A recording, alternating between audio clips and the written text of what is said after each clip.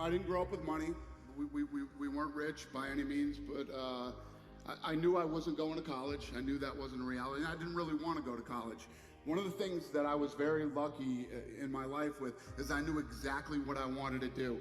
From the time I was a young age, I knew I wanted to be in the fight business, and people thought I was crazy. I worked in Boston at a place called the Boston Harbor Hotel. I was a bellman in there. I was 19 years old. I made good money. You know, there's some guys that get those jobs, and those are the type of jobs they you know, they're lifers. They want those jobs forever. And it's a good job. It's not a bad job. It just wasn't for me. And I was literally standing in the lobby one day, and I'm like, what the hell am I doing here? What am I doing here? This isn't me. This isn't what I want.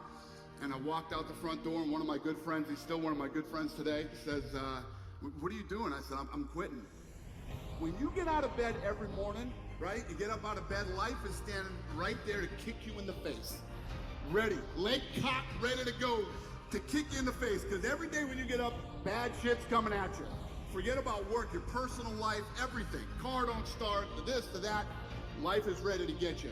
You know, and you gotta get up and you gotta fight through that bullshit every day. You have to. You gotta fight through all the shit that life throws at you. Then you get to a point where life's throwing a bunch of shit at you, now work's throwing a bunch of shit at you. You know, your business that you have to fight for every day. And you have to get up and you have to have that to get up and fight every day, man. Go for it. Just go for it. Believe me, I'm living proof that it can happen.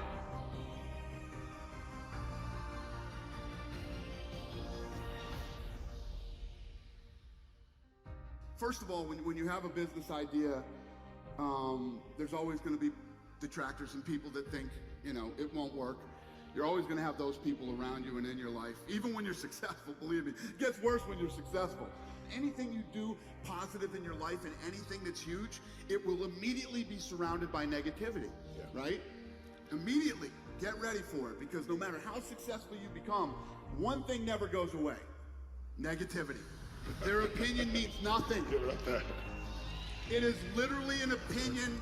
It's negative bullshit, and it means nothing to you. It doesn't mean anything. It doesn't affect, unless you're the type, sick, twisted type of person like me that likes to let it fuel you. You let it. It's like your, you know, it's like your fuel, and other than that, it's useless. It means nothing. Do your thing. Stay on your course. Stay focused, and keep your eye on the prize, and everything comes together. If you're looking for fuck you money, you're in the wrong place already. You already know you're not in the right place. I can't stand 3-day weekends. I hate 3-day weekends, man. I'm like, man, I want Monday to come again. That's how much I love what I do. If that's not your mentality every weekend when you're at home, like you're dreading Monday, man, stop. Stop and get another job, because you're in the wrong place. That's not healthy for you. And at the end of the day, it's really about that you love what you're doing, and it's about the journey, the people you're doing with it, that you're having fun, you're getting up every day, and you're all working toward the same goal, whatever it might be. It's a very fulfilling feeling. It really is a very fulfilling feeling, because I've been where most people have been. I've been in the shitty job that you're just trying to pay your bills and you're trying to make ends meet, and you're miserable. You're doing it because you have to do it, because you have to pay your bills, because you need money. Once you break out of that and you find what it is you truly love to do, it's really not work. It's actually fun, and you enjoy every day of your life. From what I've learned, and as I look back on my life, everything in life is about timing. Yes. It really is about timing. The right time, the right place, the right everything.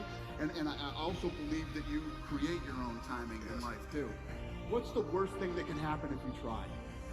If the day that I walked out of that hotel, right, and I went to do this, it doesn't work out, I can go back and be a bellman again whenever I want to. You can always go back and do that. The worst part is not trying. You have to try. Nobody's ever going to do anything without trying. It's never the right time.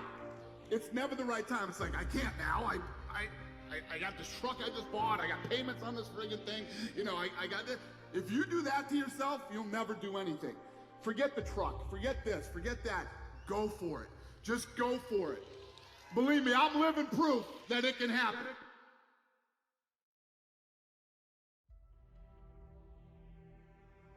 people's dreams can be bought. With enough failure, with enough rejection, they will sell their dreams. They can't still fight. They can get a little bit, but when it gets a little too hot, they go, boom, sold, buy the dream, you can have it. It's not worth it to me. And their will to win is buyable. You can buy it, but if you decide my will cannot be bought, I don't care how long it takes, you can't buy this dude out. I'll keep fighting for my family. I'm the one. I'm gonna change my family tree forever. That's the decision. Decide now. You're gonna keep negotiating the price, or can you not be bought? It's necessary you take responsibility for it, that you make it happen, that you don't give up, that you don't take any objection or disappointment or defeats personally, that you keep on keeping on, that you don't decide that I can't make it because you can't see the light at the end of the tunnel, that you realize that's a part of the program. But when you decide something is a must for you, an absolute must, when you cut off any possible, you say, I'm gonna find the way or I'm gonna make the way. Human beings, when they resolve things and they make a real resolution inside themselves, which is they raise the standard, they make it a must, they find the way. Where does self-confidence come from? And this is the best advice I can give you on that. Not neglecting, first of all, the small daily discipline. Self-confidence really comes from feeling good about yourself. And one of the best ways to feel good about yourself is at the end of the day to know that you poured it on. You did your best. Experience the rejection. Experience the hard times. That's how you grow. That's how you develop yourself. That's how you begin to appreciate what you get. When you're working on a dream, at some point in time, a transition takes place. And the transition is what you are becoming in pursuit of the dream. Because even if you don't get the dream, you become such a strong and powerful person. It will so change your life, you can look at something else and say, well, I think I'll go do this then. Because you've now developed yourself in such confidence and such competence in how to deal in the arena of life that you can move into another area and not miss a beat. Once you begin to discover who you are, then you'll really realize how you have been given authority and dominion over everything on the face of the earth, including all the dimensions of your life. You can't just say you want it. You can't watch the video and say, I want it as bad as I want to breathe. It's cute to say it. But when it's showtime, when the sun comes up, you got all the books, you got all the tapes, you got all the access. Now it's time to hunt.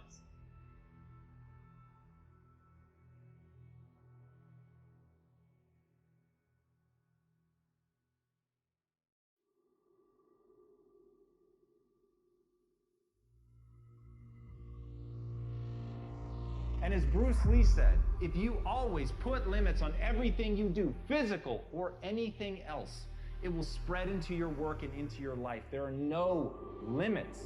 There are only plateaus, and you must not stay there. You must go beyond them. I dare you to work harder than you think you did yesterday. I dare you to prove them wrong. I dare you to prove yourself right. You've got to put yourself at risk of overextending yourself. You've got to be willing to face that you may die, that you may actually fall. And here's the thing, for the people that dismiss that say they would never put themselves in that situation, then you have limits. I said, when you feel. Because the feel means you're still with us.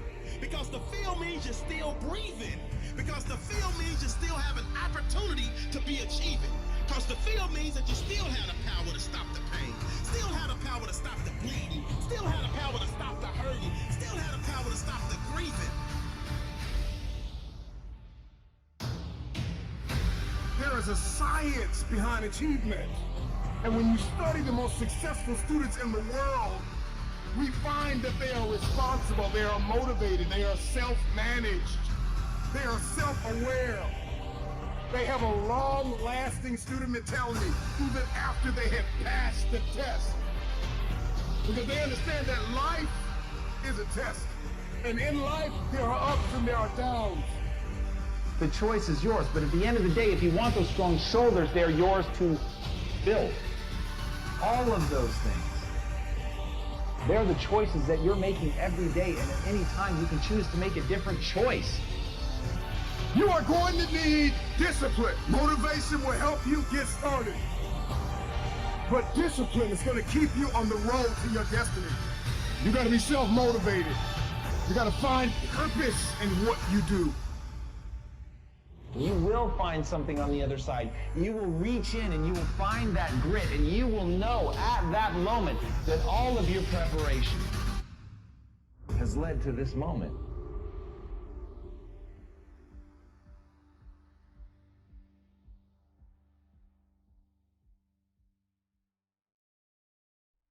In the 18th century, there was something that spread across Europe and eventually made its way to America called puerperal fever, also known as the Black Death of childbed. Basically what was happening is women were giving birth and they would die within 48 hours after giving birth. This Black Death of childbirth was the ravage of Europe, and it got worse and worse and worse over the course of over a century. In some hospitals, it was as high as 70% of women who gave birth who would die as a result of giving birth. But this was the Renaissance. This was the time of empirical data and science, and we had thrown away things like tradition and mysticism. These were men of science, these were doctors. And these doctors and men of science wanted to study and try and find the reason for this Black Death of childbed, and so they got to work studying, and they would study the corpses of the women who had died. And in the morning they would conduct autopsies, and then in the afternoon they would go and deliver babies and finish their rounds. And it wasn't until somewhere in the mid-1800s that Dr. Oliver Wendell Holmes, father of Supreme Court Justice Oliver Wendell Holmes, realized that all of these doctors who were conducting autopsies in the morning weren't washing their hands before they delivered babies in the afternoon. And he pointed it out and said, "Guys, you're the problem." And they ignored him and called him crazy for 30 years. Until finally somebody realized that if they simply washed their hands, it would go away. And that's exactly what happened. When they started sterilizing their instruments and washing their hands, the Black Death of childbed disappeared. My point is, the lesson here is, sometimes you're the problem. We've seen this happen all too recently with our new men of science and empirical studiers and these men of finance who are smarter than the rest of us until the thing collapsed. And they blamed everything else except themselves. And my point is take accountability for your actions. You can take all the credit in the world for the things that you do right, as long as you also take responsibility for the things you do wrong. It must be a balanced equation. You don't get it one way and not the other. You get to take credit when you also take accountability.